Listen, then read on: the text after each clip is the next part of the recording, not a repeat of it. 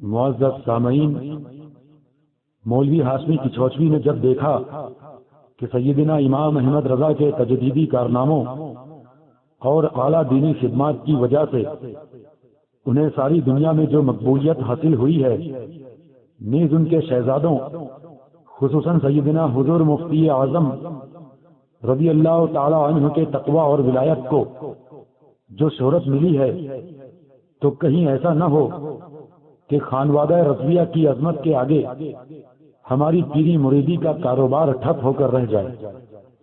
چنانچہ بغض و عداوت کی آگ ان کے سینے میں بھڑکنے لگی، مگر سیدنا حضور مفتی اعظم رضی اللہ تعالی عنہ کی حیات مبارکہ تک تو یہ اپنے منصوبوں اور ارادوں کو کھل کر عوام کے سامنے نہیں لا سکے، مگر ان کے پردہ فرمانے کے بعد انہوں نے حسد و دشمنی کا اظہار کھلے عام کرنا شروع کر دیا۔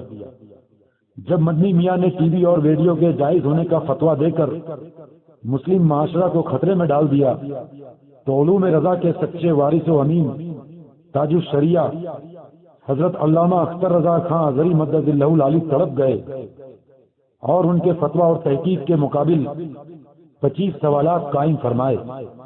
اس بات پر مولانا مدنی میاں بہت ناراض ہوئے، مگر جیسے تیسے اس کا کچھ نہ کچھ جواب دیا۔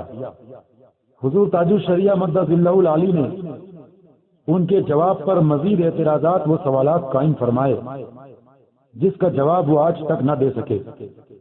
کچھوچوی برادران کو اپنی دشمنی ظاہر کرنے اور کھل کر سامنے آنے کے لیے بظاہر یہی موقع سب سے مناسب لگا۔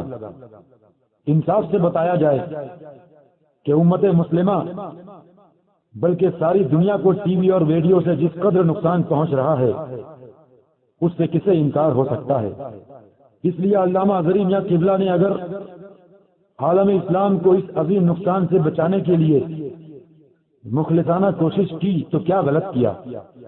اسی طرح کے اور بھی کچھ واقعات ہیں کہ جہاں کسی اور کو حضور ازہری میاں قبلہ نے شریعت کے معاملے میں اصلاح دی اور غلطی سے بچایا، اور غلطی کرنے والے نے توبہ بھی کر لی، مگر اس پر کچھوچوی برادران نے واویلا مچا دیا کہ حضور تاج الشریعہ مدد اللہ العالی کی بات کیوں تسلیم کر لی گئی۔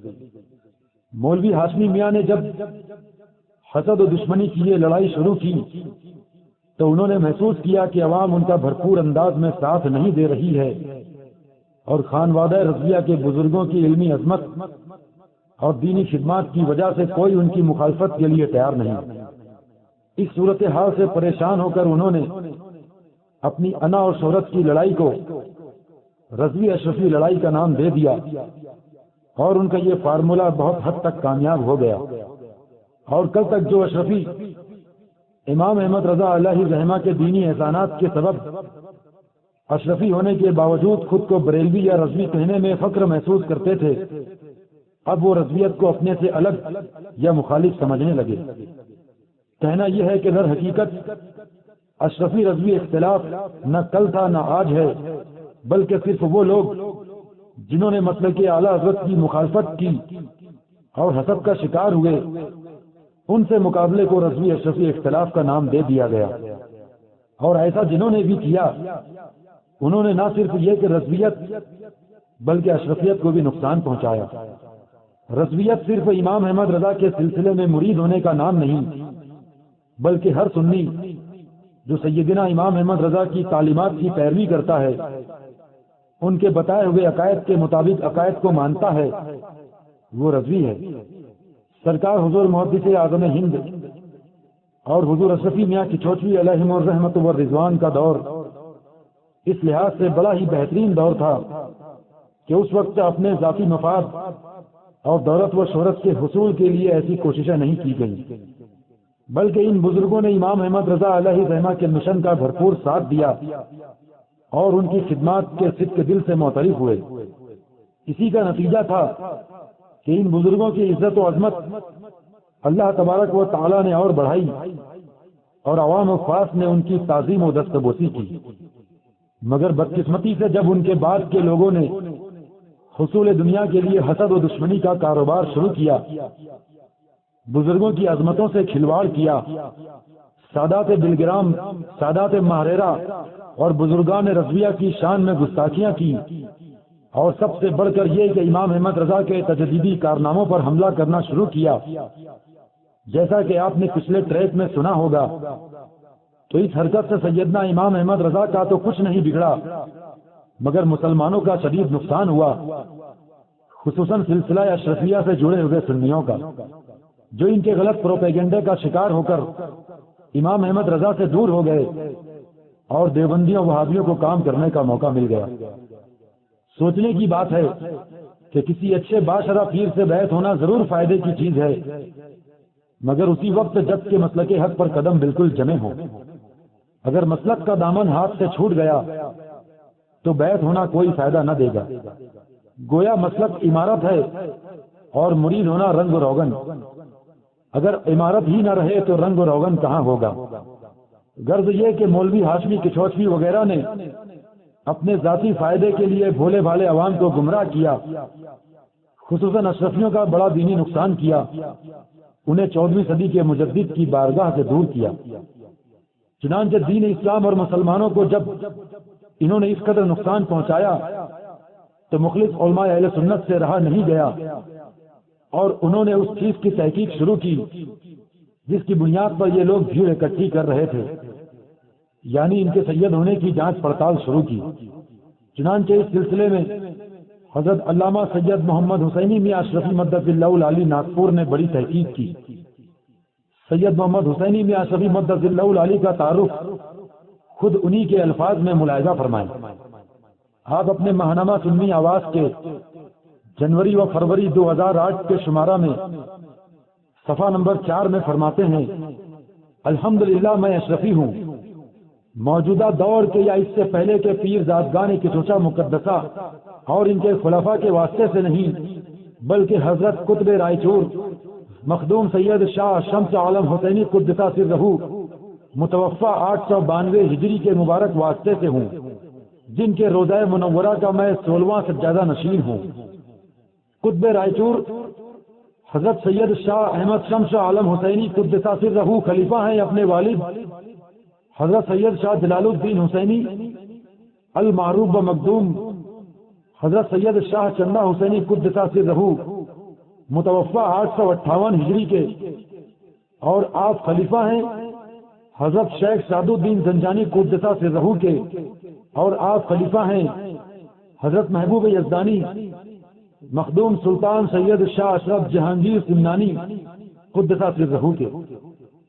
معزز سامعین، علامہ سید محمد حسینی میاں اشرفی مدد اللہ العلی فرماتے ہیں کہ حضرت سید مخدوم اشرف جہانگیر سمنانی رضی اللہ تعالی عنہ نے شادی نہیں کی تھی، اور اپنے ایک خادم عبد الرزاق نور العین جو سید نہیں تھے، انہیں اپنی سگی بہن کا دودھ پلوا کر بھانجا بنایا تھا، اور اس طرح انہیں اپنی اولاد فرمایا تھا۔ اسی بنیاد پر مولوی ہاشمی وغیرہ کہتے ہیں کہ ہم عبد الرزاق نور العین کی اولاد سے ہیں، اس لیے سید ہیں، حالانکہ اس تعلق سے خاندان کچوچا کے ایک اہم بزرگ حضرت شاہ محمد شفیع کچوچوی صاحب کی ایک مشہور و معروف کتاب اظہار اشرفی تقریباً 75 سالوں سے چھپ رہی ہے، جس کا کسی نے رد نہیں کیا۔ اس میں بھی ثبوت اور حوالوں کے ساتھ اسی طرح کی باتیں لکھی ہوئی ہیں۔ اب اس پر ان کا یہ کہنا کہ آپ ہمیں سید نہیں مانتے، جبکہ اعلیٰ حضرت نے ہمارے بزرگوں کو سید کہا اور ان کی تعظیم کی، تو مولوی ہاشمی کو معلوم ہونا چاہیے کہ اعلیٰ حضرت کا معاملہ یہ تھا کہ کوئی اپنے کو سید کہتا تو آپ اس کی تعظیم کرتے، جو حق کے ادب تھا اعلیٰ حضرت اس کو پورا کرتے، بلکہ آپ کی عادت تو یہ تھی کہ کوئی حج کر کے لوٹتا تو اس کے قدم بھی چوم لیتے۔ اس کو اس مثال سے سمجھیے کہ ایک شخص آپ کے پاس آئے اور کہے السلام علیکم ورحمۃ اللہ وبرکاتہ، آپ اسے جواب میں کہیں گے وعلیکم السلام ورحمۃ اللہ وبرکاتہ۔ اس نے خود کو مسلمان بتایا، آپ نے مان لیا۔ آپ نے اس سے یہ نہیں کہا کہ کیسے مسلمان ہو، کیوں مسلمان ہو، ثابت کرو تب مانیں گے، نہیں، بلکہ یہ سب سوال کیے بغیر آپ نے اسے مسلمان مانا، حالانکہ اس کی داڑھی نہیں، سر پر ٹوپی نہیں، کرتا پاجامہ نہیں، بلکہ پینٹ شرٹ پہنے ہوئے ہے۔ اب ایک دوسرا آدمی اسی کے گاؤں کا آیا اور کہا کہ یہ تو ہندو ہے، مندر میں جا کر پوجا پاٹ کرتا ہے، بتوں کو سجدہ کرتا ہے، یہ تو مشرک ہے، کافر ہے۔ تو اس سے آپ پر الزام نہیں آئے گا کہ آپ نے ایک کافر کو مسلمان جانا اور اس کے سلام کا جواب دیا، کیونکہ آپ نے اس کے کہنے کے مطابق اسے مسلمان جانا اور حقیقت آپ کو معلوم نہیں تھی۔ البتہ جب یہ تحقیق ہو گئی کہ وہ مسلمان نہیں ہے، ہندو ہے، اب اگر آپ اسے مسلمان کہیں تو آپ پر الزام آئے گا۔ اسی طرح کا معاملہ اعلیٰ حضرت کے یہاں ہوا کہ جس نے اپنے کو سید کہا، اعلیٰ حضرت نے اس کی تعظیم و تکریم کر لی، اور حقیقت میں وہ سید ہے یا نہیں یہ اللہ کے علم میں تھا۔ اب جب بعد کے لوگوں نے تحقیق کی کہ یہ سید نہیں ہے، تو اس سے اعلیٰ حضرت پر کوئی الزام نہیں آئے گا کہ انہوں نے کیوں تعظیم کی، کیوں سید کہا، کیونکہ اعلیٰ حضرت نے تحقیق نہیں کی، اور تحقیق کرنے والا ان کے بعد کا ہے۔ مولوی ہاشمی اور مدنی میاں کے والد حضور محدث اعظم ہند اور حضور اشرفی میاں علیہ رحمت و رضوان کی عزت و تعظیم جو اعلیٰ حضرت نے کی، اس کی 3 وجہ تھی۔ ایک تو یہ کہ انہوں نے اپنے کو سید کہا، دوسری وجہ علم، یعنی وہ عالم تھے اس لیے ان کی تعظیم کی، اور تیسری وجہ یہ کہ انہوں نے دین کی خدمت کی، اپنی ساری زندگی دین کی تبلیغ میں وقف کی، اعلیٰ حضرت کے مشن کا بھرپور انداز میں ساتھ دیا۔ تو آخری 2 وجہ یعنی علم اور تبلیغ دین کی بنیاد پر ہر آدمی کی تعظیم کی جائے گی، چاہے وہ کسی بھی نسب سے تعلق رکھتا ہو۔ اب اعلیٰ حضرت کے بارے میں یہ کہنا کہ صرف سید ہونے کی بنا پر تعظیم کی، اس کا کیا ثبوت ہے؟ ہاں، اگر کوئی کہے کہ اعلیٰ حضرت نے انہیں سید کہا تو بات کہنے کی حد تک ہے، اس سے یہ ثابت نہیں ہوتا کہ انہوں نے تحقیق کی، اور ان کو ضرورت بھی نہیں تھی کہ تحقیق کرتے، نہ ان کے پاس اتنی فرصت تھی۔ اعلیٰ حضرت امام احمد رضا علیہ الرحمہ کا ایک ایک لمحہ دین اسلام کی ترویج و اشاعت اور عقائد و مسائل کے بارے میں فتوے لکھنے میں صرف ہوتا تھا۔ اب جب کہ بعد کے لوگوں نے کچھوٹوی برادران کی حرکتوں سے مجبور ہو کر تحقیق کی تو ظاہر ہو گیا کہ یہ سید نہیں ہے، اور تحقیق بھی کسی عام آدمی نے نہیں کی، بلکہ حضرت علامہ مولانا سید محمد حسینی میاں اشرفی مدد اللہ العالی نے کی، جو محبوب یزدانی حضرت سلطان مخدوم سید شاہ اشرف جہانگیر سمنانی رضی اللہ تعالیٰ عنہ کے سلسلے میں خلیفہ ہیں، اور تقریباً 650 سال سے اشرفی ہیں۔ بہرحال عوام اہل سنت خصوصاً اشرفی برادران بیدار ہو جائیں اور غور کریں کہ پہلے مولوی ہاشمی وغیرہ اپنے کو سیدنا مخدوم پاک رضی اللہ تعالیٰ عنہ کی اولاد بتاتے تھے، مگر جب دنیا نے جان لیا کہ سیدنا مخدوم پاک رضی اللہ تعالیٰ عنہ نے اپنی ساری زندگی میں شادی نہیں کی تھی، تو اب مولوی ہاشمی وغیرہ نے خود کو عبد الرزاق نور العین کی اولاد سے بتانا شروع کیا، مگر اس کی حقیقت بھی لوگوں کے سامنے آ گئی کہ عبد الرزاق نور العین سید نہیں ہے۔ لہذا عوام اہل سنت سید کے نام پر بھولے والے عوام کو بیوقوف بنانے والوں کو پہچانے۔ اگر کوئی یہ سمجھتا ہے کہ خانوادہ رضویہ کے بزرگوں سے ان کی لڑائی صحیح ہے، تو آئیے اب ان کی ایک ایسی تقریر سے چند جملے سنیے جس کا تعلق خانوادہ رضویہ کے کسی بزرگ سے نہیں، بلکہ اس میں ہندو دھرم کی ایک طرح سے حمایت کی گئی ہے، اور کئی ایسے جملے بولے گئے ہیں جنہیں سن کر آپ حیران رہ جائیں گے، اور ان کی گمراہی آپ کے نزدیک ثابت ہو جائے گی۔ کیا اتنے ثبوت دیکھنے کے بعد آپ شریعت کو اہمیت دے کر اپنی آخرت بچائیں گے، یا ان کی عقیدت میں ہمیشہ آنکھیں بند کیے رہیں گے؟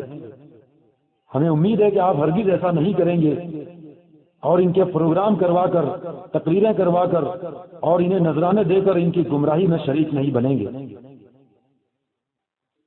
آئیے سماعت فرمائیں سنہ عیسوی 2005 میں ہوئی ہاشمی میاں کی ایک تقریر، اور فیصلہ کریں کہ بابا ہاشمی مہاراج کون کون سے دھرم کی تبلیغ کر رہے ہیں، ہر دھرم کے پیغام کو سننے کی دعوت دے رہے ہیں، ہر ایک کے لیے اپنے دلوں کے دروازے کھولنے کی تعلیم دے رہے ہیں۔ دروازے کھول دو، کسی پہ دروازہ بند کرنا کہیں ایسا نہ ہو کہ اس سے مول ادھیکاروں کا ہنن ہو، اور من تو وہی من ہے جس کے دروازے سدا کھلے ہوئے ہیں۔ تمیکم رڑیم تمیکم شرڑیم تمیکم جگت کارم رشی روپم منا علینا ربنا اذ بعث محمدا ایدہ بایدیہ ایدنا باحمدا ارسلہ مبشرا ارسلہ ممجدا صلو علیہ دائما صلو علیہ سرمدا صلی اللہ علیہ نبی الامی علیہ صلی اللہ علیہ وسلم صلوات و سلام علیہ یا رسول اللہ۔ کستوری کنڈل بسے مرگ ڈھونڈے بنما ایسن گھٹما پیو ہے دنیا جا لینا۔ گرو گوبند دو کھڑے کاکے لاگو پائے، بلیہاری گرو آپ نے گوبند جی کو بتائے۔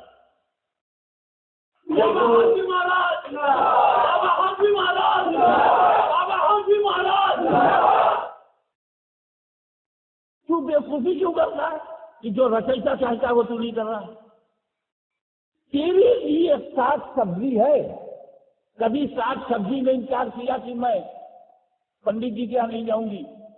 مولانا صاحب ہوا کرے مولانا مولوی، اچھے ہیں تو بہت اچھا ہے اور گڑبڑ ہیں تو فسادی ہیں۔ اچھے ہیں تو بہت اچھا ہے، پڑھا لکھا آدمی اچھا ہے تو بہت اچھا، اور گڑبڑ ہے تو بہت بڑا فسادی ہے، کیونکہ وہ فساد بھی کرے گا تو ذرا ہائی اسٹینڈرڈ کا ہوگا۔ معمولی آدمی کی سوچ معمولی ہے تو گڑبڑ بھی معمولی ہے۔ کبھی سبزیوں نے یہ کہا کہ میں خان صاحب کے یہاں نہیں جاؤں گی، شرما جی کے یہاں نہیں جاؤں گی، دوبے کے یہاں نہیں جاؤں گی۔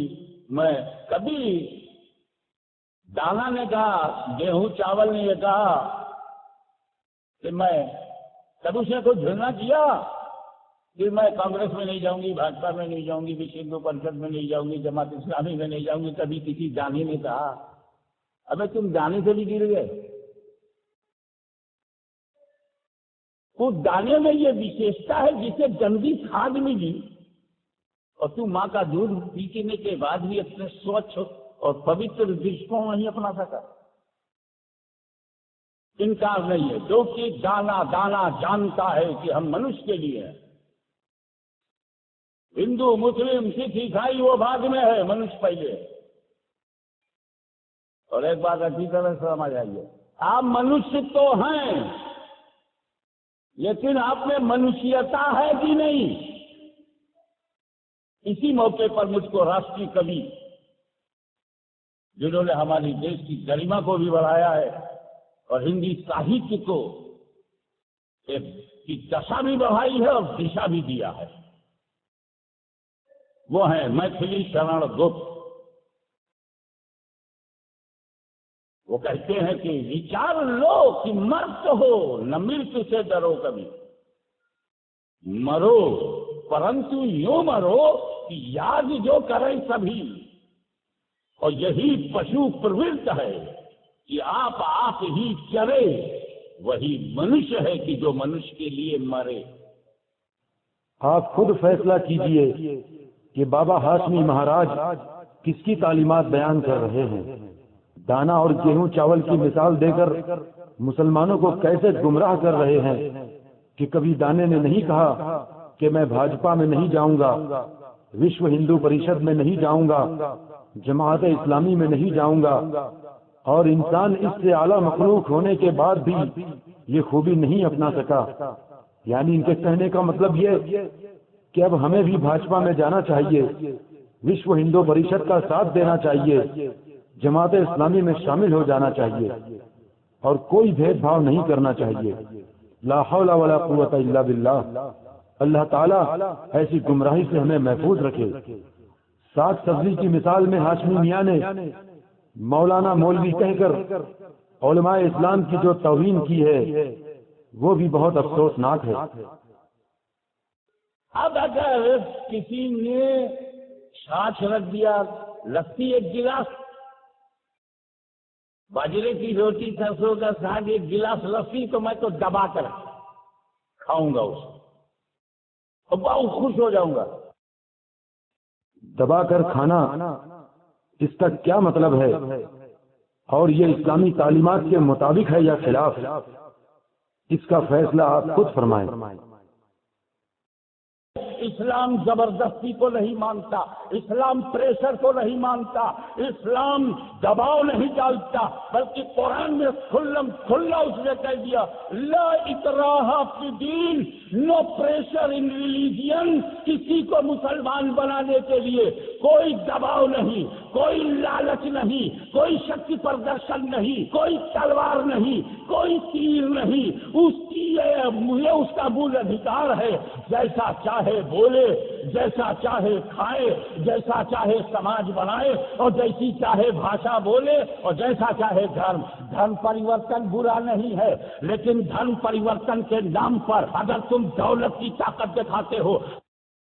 لا اکراہ فی الدین، اس آیت کی تفسیر مولوی ہاشمی نے اس طرح بیان کی، گویا محسوس ہوتا ہے کہ انسان کے لیے کوئی ضروری نہیں کہ وہ اللہ عز و جل اور اس کے رسول علیہ الصلوۃ والسلام پر ایمان لائے اور دین اسلام کو اختیار کرے، بلکہ جیسا چاہے بولے، جیسا چاہے کھائے، جیسا چاہے سماج بنائے، اور جیسا چاہے دھرم اپنائے۔ اس سے بھی بڑھ کر یہ گمراہی کہ مولوی ہاشمی نے کہا کہ دھرم پریورتن یعنی مذہب تبدیل کرنا برا نہیں ہے۔ معاذ اللہ، حقیقت یہ ہے کہ مذہب تبدیل کرنا ہرگز جائز نہیں۔ کوئی اپنا مذہب بدل ڈالے یعنی مرتد ہو جائے تو اسلام نے اس کی سزا قتل رکھی ہے، یہاں تک کہ مسلک امام بھی تبدیل کرنا جائز نہیں، جیسا کہ تمام فقہا کا اس پر اتفاق ہے۔ بھیا یہ اپنے من کی پسند ہے، جیسے کہ تم پسند کے کپڑے بازار سے لاتے ہو کوئی کچھ نہیں بولتا، پسند کی کار لے کے آ جاتے ہو کوئی کچھ نہیں بولتا، پسند کی بیوی لے کے آتے ہو کوئی برا نہیں مانتا، لیکن کوئی طاقت سے بیوی دلوا دے، کوئی شکتی پردرشن کر کے کار میرے ٹھوکے تو پرتکریا ہوگی۔ میرے دوستو، قرآن کہتا ہے لکم دینکم ولی دین، تیرا دھرم تیرے لیے ہے، میرا دھرم میرے لیے ہے۔ اعلان کرتا ہے وما علینا الا البلاغ المبین، قرآن کہتا ہے کسی کے اوپر کوئی چیز کرتب نہیں ہے۔ اے دھرم کے پرچارکو، اے دھرم کے پرچارکو، تم کیول بول دیا کرو، دباؤ مت ڈالو، پریشر مت ڈالو۔ استغفر اللہ، کب قرآن نے کہا کہ کسی کے اوپر کوئی چیز کرتویہ نہیں یعنی فرض نہیں، بلکہ قرآن مجید میں بے شمار مقامات پر کافروں پر ایمان لانا فرض قرار دیا گیا ہے۔ اسی طرح تمام عبادات کافروں پر بھی فرض ہیں گرچہ ایمان لانے کے بعد۔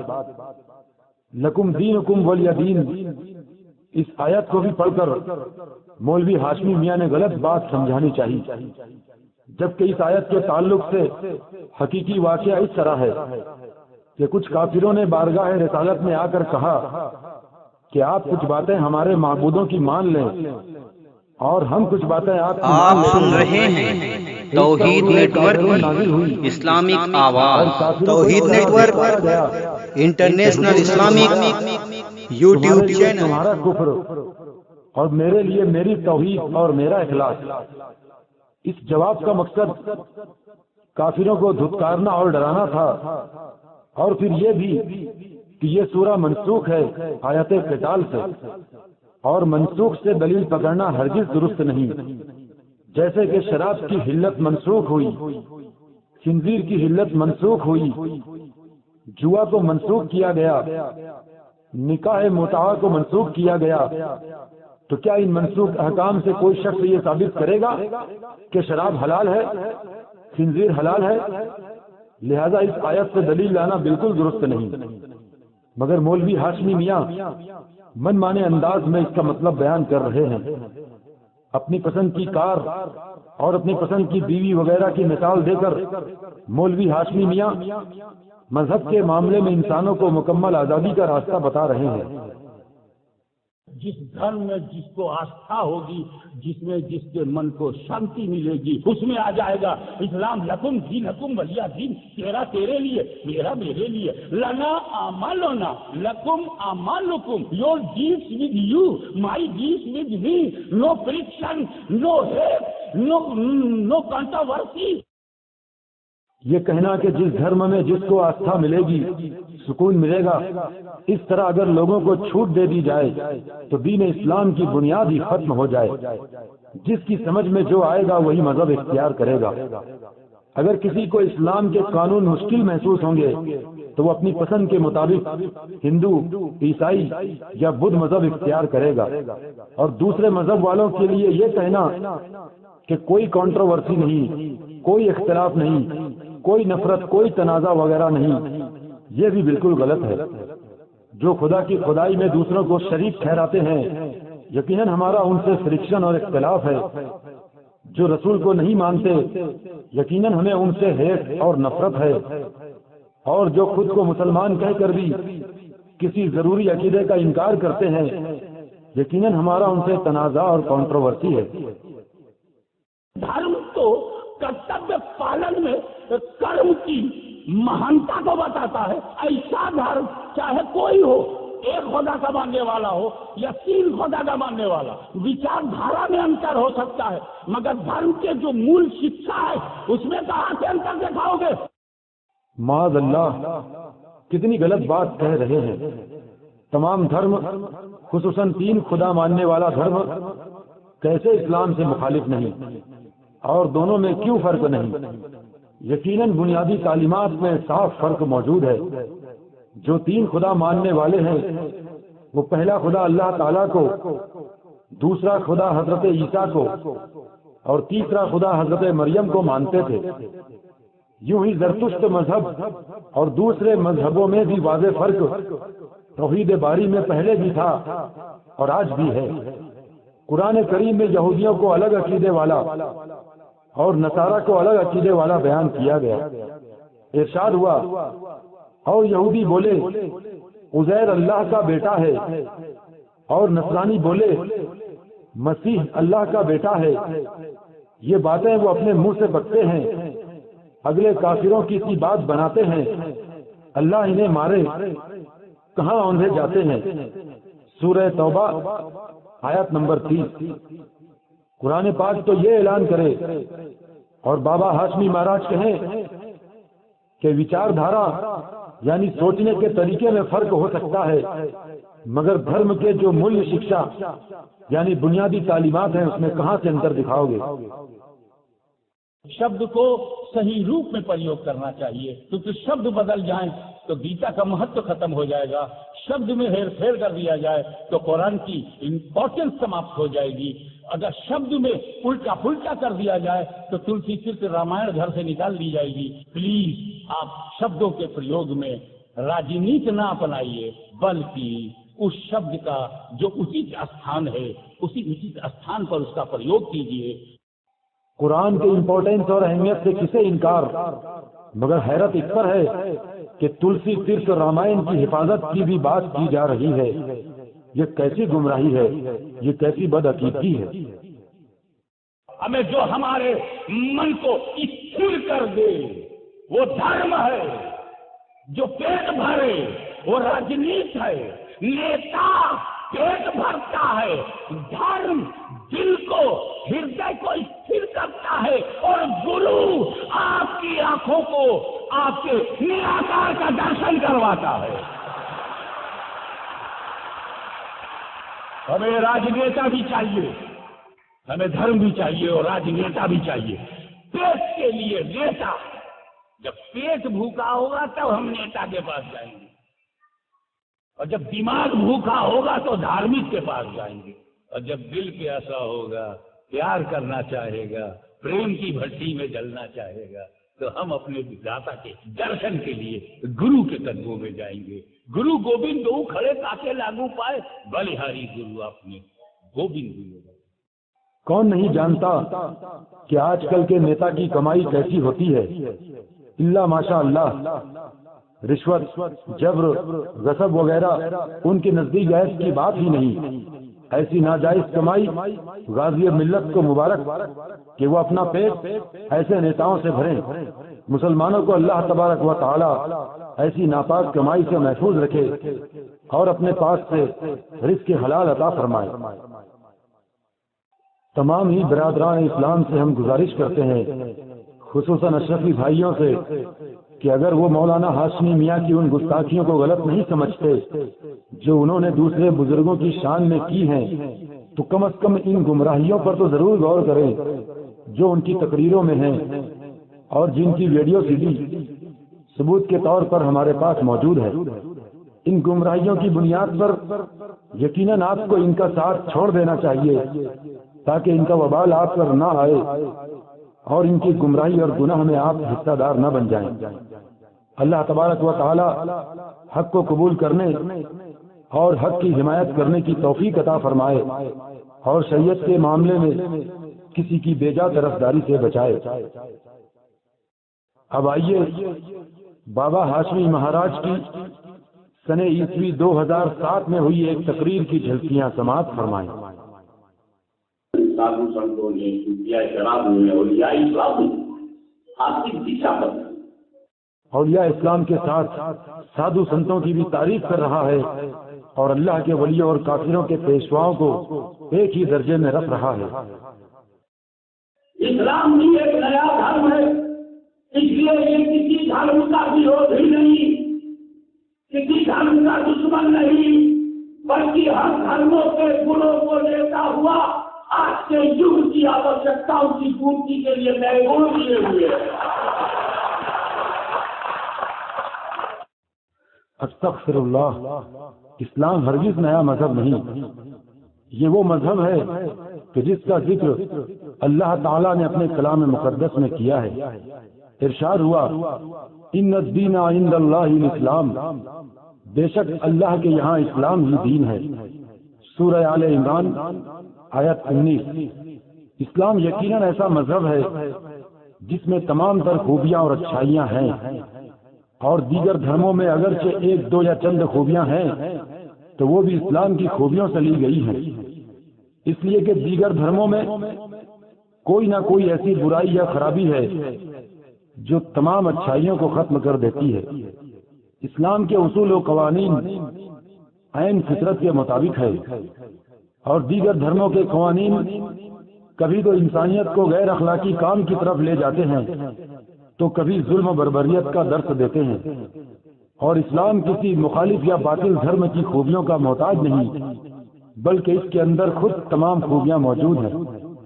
یہ کہنا کہ اسلام کسی دھرم کا ورودھی نہیں، کسی دھرم کا مخالف نہیں، یہ بھی بالکل غلط بات ہے، جبکہ ہمارا کلمہ ہمیں بتاتا ہے کہ اسلام تمام باطل مذاہب کا رد کرنے والا اور ان کا مخالف ہے۔ کلمے کا پہلا جز لا الہ الا اللہ، اللہ کے سوا کوئی عبادت کے لائق نہیں، یہیں سے تمام جھوٹے دھرموں کا رد ہو گیا، تمام برے مذاہب کی مخالفت ہو گئی۔ جو دھرم باطل ہیں یا فاسد ہیں، اسلام ان کو باطل اور غلط مانتا ہے، اور باطل کو باطل ماننا ایمان کا حصہ ہے۔ انسان کے لیے لازم و ضروری ہے کہ باطل کو باطل، غلط کو غلط کہے۔ لہذا یہ کہنا کہ اسلام کسی دھرم کا مخالف نہیں یقیناً گمراہی ہے۔ اسی لیے محمد پیغمبر صلی اللہ علیہ وسلم یہ کیول مسلمانوں کے پرافٹ نہیں ہے، تم ٹھیکیدار نہیں ہو، فالوور بنے رہو، تم فالوور بنے رہو، تمہارا نبی سب کے لیے ہے۔ اہل اسلام و کفار کے درمیان اللہ تعالیٰ کی ایکتائی کو مان لینے کے بعد سب سے بڑا اختلاف نبی و رسول کو نبی و رسول ماننے کا ہے، بلکہ اصل اختلاف ہی یہی تھا کہ تم رسول کو مانو، ان کی بتائی ہوئی تعلیمات و ارشادات کو تسلیم کرو، لیکن کفار نے نہیں مانا اور نبی کو نبی نہیں جانا، رسول کو رسول نہیں مانا۔ ان کفار کا نہ ماننا صرف اور صرف اس لیے تھا کہ اگر ہم نبی کو نبی یا رسول کو رسول مان لیں گے تو پھر ہمیں ان کی تعلیمات اور فرمان پر چلنا ہوگا، جو در حقیقت اللہ تعالیٰ ہی کی تعلیمات ہیں، جس کی وجہ سے ہم کو اپنے جھوٹے خداؤں اور بتوں کو چھوڑنا پڑے گا، صرف ایک معبود حقیقی کو ماننا ہوگا۔ تو یہ سب بھلا ان کافروں سے کب ممکن تھا؟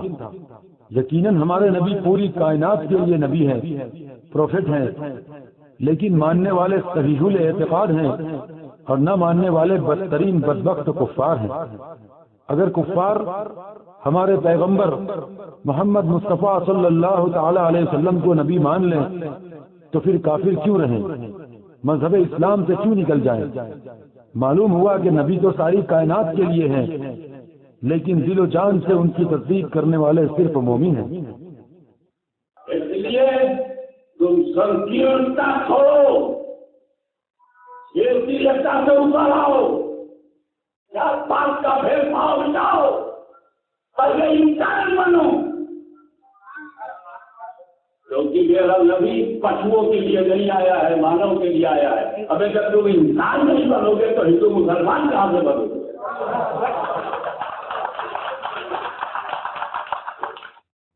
معاذ اللہ، یہ کہنا کہ جب تم انسان نہیں بنو گے تو ہندو مسلمان کہاں سے بنو گے، اس سے یہ مطلب نہیں نکلتا کہ جیسے مسلمان بننا اچھائی ہے ویسے ہی ہندو بننا بھی اچھائی ہے، یعنی ہندو دھرم اور اسلام کو برابر میں لا کر کھڑا کر دیا، معاذ اللہ۔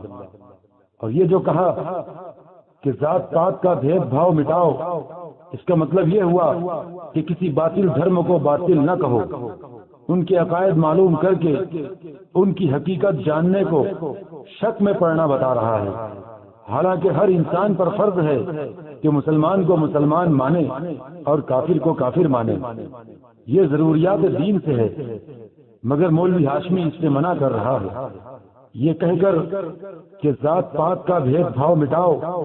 مولوی ہاشمی یہ کہنا چاہتا ہے کہ سب کے ساتھ مذہبی و غیر مذہبی دوستی و میل جول رکھو، حالانکہ ہدایت گمراہی سے بہت ہی عرفہ و اعلیٰ ہے۔ آپسی محبت اور اتحاد و اتفاق صرف مسلمانوں سے ہو سکتا ہے۔ اللہ تعالیٰ نے اعتقاد و ایذان کے اعتبار سے مشرکوں اور کافروں کو نجس یعنی ناپاک فرمایا ہے۔ ارشاد ہوا ان المشرکین نجس۔ اللہ تبارک و تعالیٰ نے ایمان و کفر، ہدایت و گمراہی کے درمیان صاف فرق بیان فرمایا۔ ارشاد ہوا قد تبین الرشد من الغی، پارہ 3، بے شک حق راہ صاف جدا ہو گئی گمراہی سے۔ لہذا ہمارے لیے ضروری ہے کہ ہم پہلے ایمان و کفر دیکھیں گے، پھر اگر ایمان والا ہے تو بھید بھاؤ مٹا دیں گے، ورنہ شرعی وجوہ کی بنیاد پر چاہے کوئی ہو اس سے بھید بھاؤ کیا جائے گا۔ اور مولوی ہاشمی کا یہ کہنا کہ کیونکہ میرا نبی پشوؤں یعنی جانوروں کے لیے نہیں آیا ہے، انسانوں کے لیے آیا ہے، یہ جملہ یقیناً کسی جاہل ہی کا ہو سکتا ہے جو اسلام کے اجماعی عقیدے پر قدغن لگا کر اپنے مقصد بد کو حاصل کرنا چاہتا ہے۔ خاص طور پر ہمارے نبی محمد مصطفیٰ صلی اللہ تعالی علیہ وسلم پوری کائنات اور مخلوق کے لیے نبی بنا کر بھیجے گئے ہیں۔ بعض مخلوق کو اس سے خارج کرنا کسی نابلد اور جاہل کی ناپاک سمجھ ہے، جبکہ حضور پاک علیہ الصلوۃ والسلام نے فرمایا انی ارسلت الی الخلق کافۃ وختم بی النبیون، بے شک میں تمام مخلوقات کے لیے رسول بنا کر بھیجا گیا اور مجھ پر نبیوں کا اختتام ہوا۔ لہذا صرف انسانوں سے خاص کرنا کہ نبی صرف انسان کے لیے آیا ہے بداہتاً باطل ہے، اور قول رسول علیہ الصلوۃ والسلام کو جھٹلانا ہے۔ اللہ تعالیٰ نے سب کے لیے بھیجا، تو کون ہے کہ کہے صرف انسان کے لیے ہے؟ اور انسان کے لیے خاص کرنا گویا جنات وغیرہ کو بھی خارج کر دینا ہوا، جبکہ سب جانتے ہیں کہ نبی کریم صلی اللہ تعالی علیہ وسلم جس طرح انسانوں کے لیے رسول بنا کر بھیجے گئے، اسی طرح قوم جن کے لیے بھی آپ رسول بن کر تشریف لائے۔ سب کے لیے وہ رحمت بن کر گئے، सैयद मुगल पठान ग्रामीण जकरी वैश्य शूद्र गरेड़िया यादव गुरमी जाट सबके लिए रहमत। माज़अल्लाह माज़अल्लाह, हिंदुओं की एक एक बिरादरी का नाम इस तरह गिनाया जा रहा है जैसे वही रहमत के सबसे बढ़कर मुस्तहिक हैं। वमा अरसलनाका इल्ला रहमतल लिल आलमीन, इस आयत में पूरा आलम दाखिल है, लेकिन रहमत तो दर हकीकत मुसलमानों और मानने वालों पर है। अलबत्ता नबी करीम सल्लल्लाहु ताला अलैहि वसल्लम के रहमत होने की वजह से कुफ्फार और मुशरिकीन अज़ाब आम से बच जाते हैं कि हुजूर पाक के रहमत होने के सदके से उम्मत मोहम्मदिया पर पिछली उम्मतों की तरह अज़ाब आम नाजिल न होगा। यही इस उम्मत के लिए रहमत है, लेकिन इसी ज़िम्न में इस उम्मत के कुफ्फार और मुशरिकीन अज़ाब आम से बच जाते हैं, और यही इन कुफ्फार के लिए रहमत है। वरना तो नबी करीम और सहाबाए किराम की सिफत कुरान मजीद में यूं बयान की गई, मोहम्मद अल्लाह के रसूल हैं और उनके साथ वाले काफिरों पर सख्त हैं और आपस में नर्म दिल। सूरह फतह आयत 29। उसी भाषा संस्कृति, उसी हिंदी मान्यताओं के अनुसार, उसी कुलस्वीकृत रामायण के आधार पे एक वाक़े की तरह बात का इशारा शायद हुए नहीं जाऊंगा, क्योंकि वो तफसील आप सब जानते हैं कि जब साधु का रूप धारण करके रावण ने हिंदू मान्यताओं के अनुसार मर्यादा पुरुषोत्तम राम को या घाट दी, सीता जी का अपहरण किया। यह अत्याचार था जो लंकेश्वर ने किया, यह अत्याचार था जो एक राजा ने किया कि किसी की अर्धांगिनी को, किसी की बीवी को धोखा दे करके ताकत से उठा दे जाना पाप है। यह रावण का अहंकार था जिसने उसे पापी बनाया, लेकिन यह राम का अधिकार था कि सीता हरण को भूले नहीं, बल्कि ये पाप जिसने किया है उसकी लंका में घुस जाए और सीता को वापस लाने का जो उनका मूल अधिकार था उसे पा जाए, चाहे उसके लिए लंका दहन करना पड़े। इतिहास साक्षी है, हमारे साधु संतों ने हमें बताया है, तुलसी रामायण में इसका पूरा विश्लेषण है कि गए और समझता पूर्वक उन्होंने सुरक्षित और पवित्रता भंग हुए गए सुरक्षित अर्धांगिनी को वापस लाए, पर पूरे लंका को आग लगा दी गई। उसे हम लंका दहन भी करते हैं और उसी की याद मनाने के लिए रावण दहन हड़ताल करते, आग ही लगा करके हम बुराई के खिलाफ ऐलान जंग करते हैं कि हम बुराई को आग लगाते रहेंगे। तो बुरा बनाना ये हमारे धन का काम नहीं था, ये तो हमारी बुराई भुलकनी थी। तो कहना ये चाहता हूं कि अगर दुर्योधन युधिष्ठिर का हक न माने, सिर्फ इशारा करके गुजर जाऊंगा, इतिहास का पन्ना है। दुर्योधन और धृतराष्ट्र युधिष्ठिर और अर्जुन का हक न माने तो श्री कृष्ण कहते हैं ताकत से ले लो, क्योंकि मूल अधिकारों को ताकत से वापस लाना न सीता विरोधी है न रामायण विरोधी। रावण, सीता या राम के वाकयात से दलील पकड़ना बिल्कुल गलत बात है। हक व दीन इस्लाम की हिमायत व इस्तेहकाम के लिए ऐसों के वाकयात लेना जो कि यकीनन सिर्फ वहम यानी ख्याली दास्तान और बुत परस्ती पर मौकूफ हैं, और ऐसे ऐसे मन घड़त वाकयात इनसे मंसूब हैं कि अदना अक्ल वाला भी इसे बिल्कुल रद्द कर देगा। ये सब वाकयात कैसे मन घड़त और खिलाफ अक्ल कयास हैं, इसका अंदाजा एक किताब हिंदुओं के अवतार अज लाला बालकश बतराबर मतबुआ खुदा बख्श लाइब्रेरी पटना को पढ़ने से लगाया जा सकता है। अपने दीन की दलील जिससे भी हासिल करेंगे तो पहले उस शख्स या उसके धर्म को जांच लेंगे, फिर अपनी दलील लेंगे। نبی کریم صلی اللہ تعالی علیہ وسلم نے ارشاد فرمایا اسے پہلے دیکھ لو جس سے اپنا دین حاصل کرتے ہیں۔ یہ کفار و مشرکین یقیناً یہود و نصارہ کے گروہوں میں سے ایک گروہ ہیں، اور یہود و نصارہ سے دلیل لینے اور ان کے واقعات بیان کرنے کی منائی حدیثوں میں صاف طور پر موجود ہے۔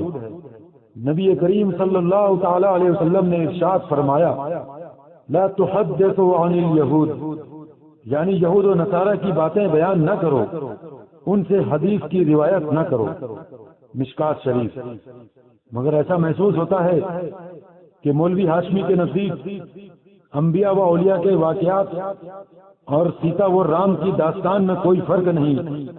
قرآن کا ارشاد ہو یا گیتا کی باتیں، ان کے نزدیک تقریر میں کسی کا بھی ذکر کریں جائز ہے۔ اور یہ بات سمجھ میں آتی ہے کہ مولوی ہاشمی میاں کے دل میں ہندوؤں کے مذہبی رہنماؤں کی کتنی عقیدت ہے کہ ان کا نام بڑے ادب سے لیتے ہیں۔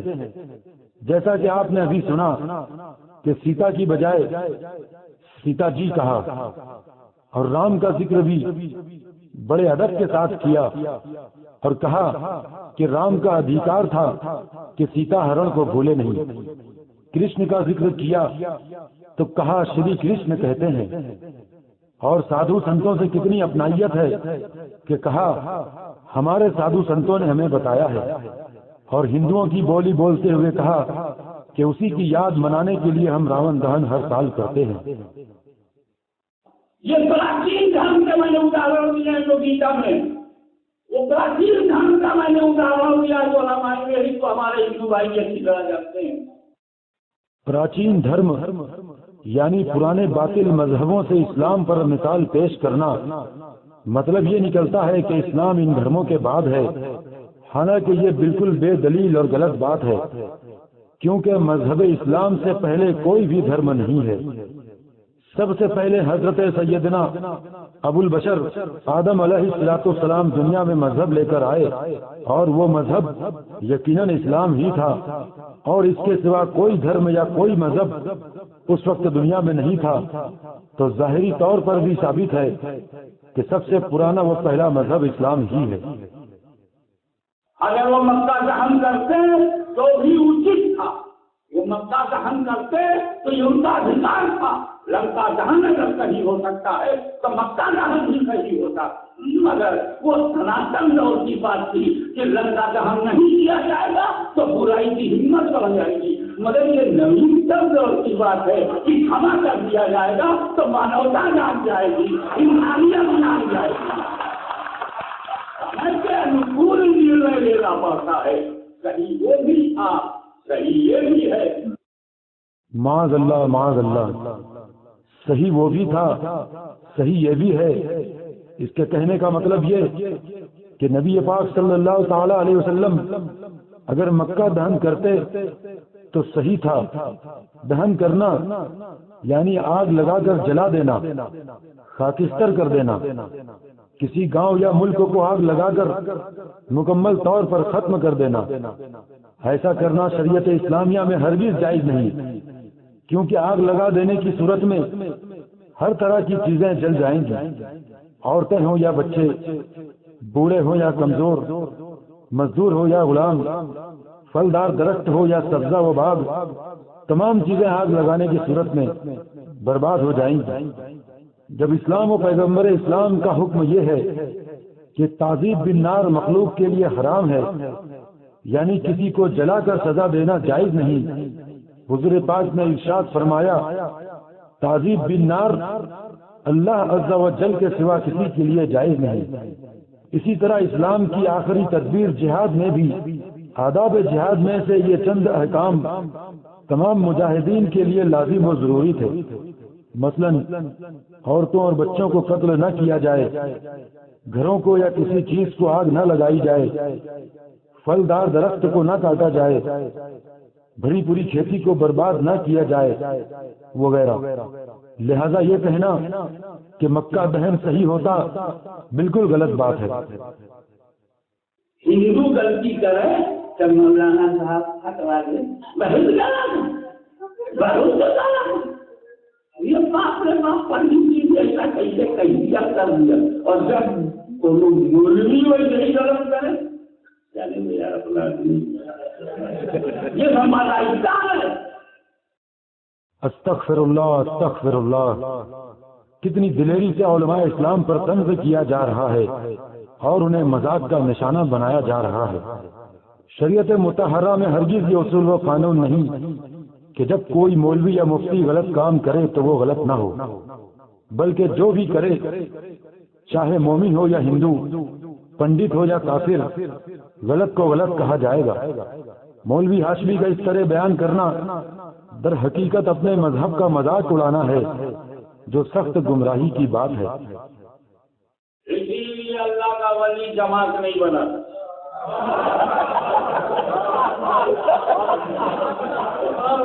کوئی بھی سادھو سنت سنگٹھن نہیں بنا۔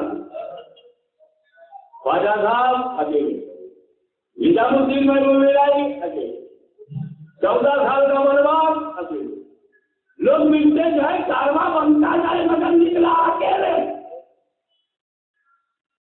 امام حسین چل پڑے اکیلے، اب شیر اکیلا ہی نکلتا ہے۔ یہ سیدھا جو ہے یہ جماعت بنا کے دیگروں سے اپنے دیش کو بچاؤ۔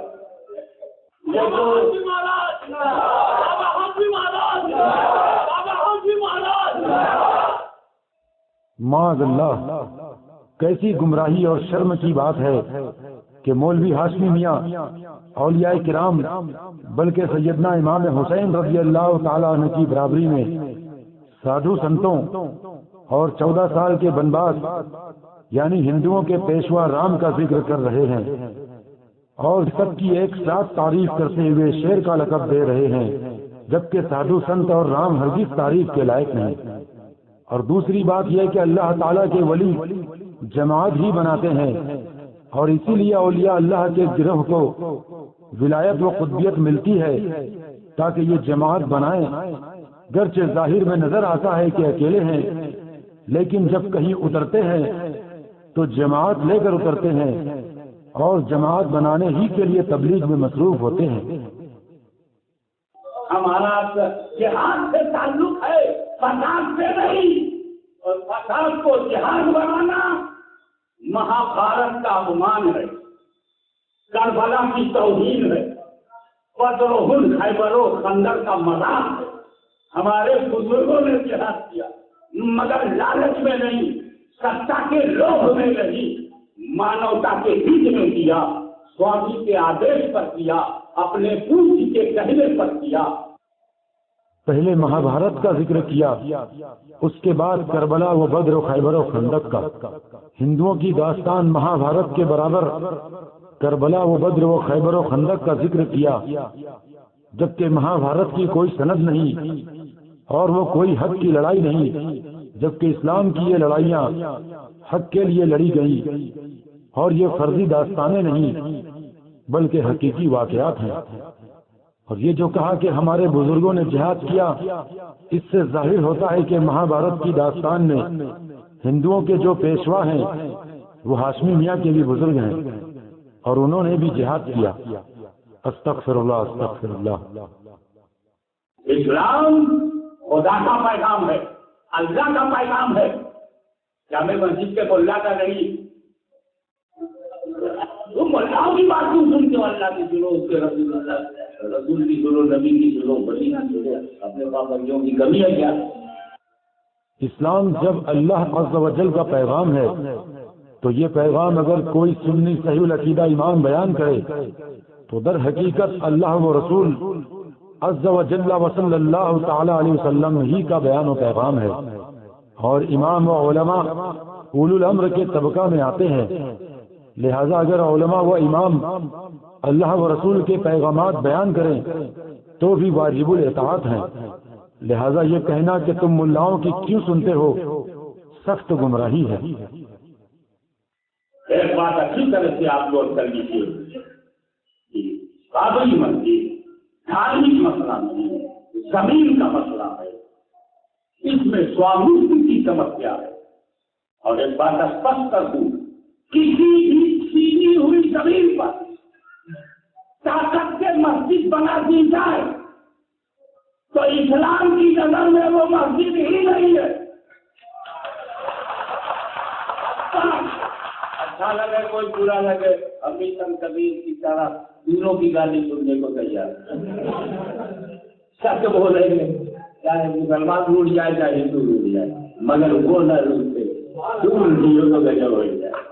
सब रूठाए पर तुम ना रूठियो, तुम रूठियो तो गजब हो जाए। हमारा मालिक हमसे पूछेगा तो छीनी हुई जमीन पर, कसब की हुई जमीन पर, किसी दूसरे की जमीन पर, ये जमीन किसकी है? क्या मैं बोल रहा हूँ?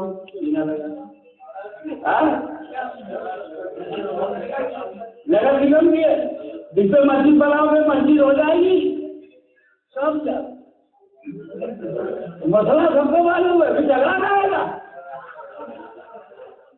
काश मौलवी हाशमी ने बोलने से पहले सोचा होता कि क्या कह रहा है। बाबरी मस्जिद का मसला मजहबी व शरई मसला है और ये जमीन का मसला नहीं है, इसलिए कि बाबर ने जब मस्जिद बनाई तो अपनी जमीन पर बनाई थी, न कि गसब की हुई जमीन पर। दूसरी बात यह कि इतने बरसों से बहुत छानबीन की गई मगर हरगिज वहां कोई मंदिर का सबूत नहीं मिला और न कोई ये साबित कर सका कि बाबरी मस्जिद मंदिर को तोड़कर बनाई गई थी। मौलवी हाशमी का यह कहना कि किसी भी छीनी हुई जमीन पर ताकत से मस्जिद बना दी जाए तो इस्लाम की नजर में वो मस्जिद ही नहीं है, इससे तो ये साबित होता है कि बाबरी मस्जिद छीनी हुई जमीन पर बनाई गई है, जबकि ये हरगिज सही नहीं और ये